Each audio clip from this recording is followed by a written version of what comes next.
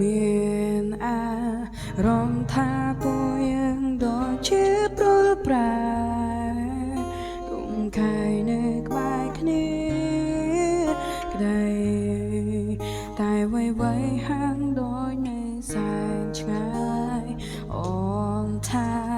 បងខ្វល់ខ្វាយច្រឡហេតុអ្វីអូនមិនយល់យ៉ាងនឹង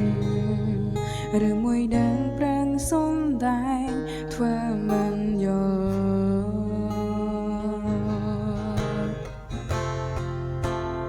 មានអា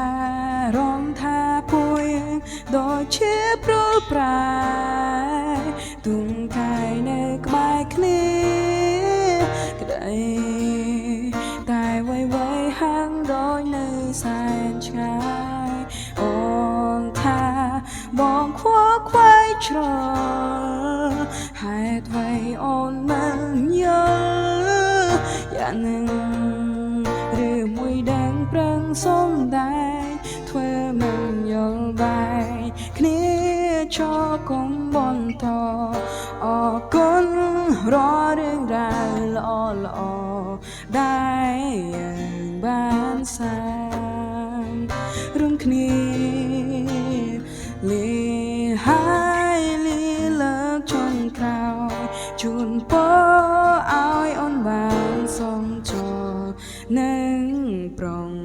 អ្នកនោះ Wish you happy ending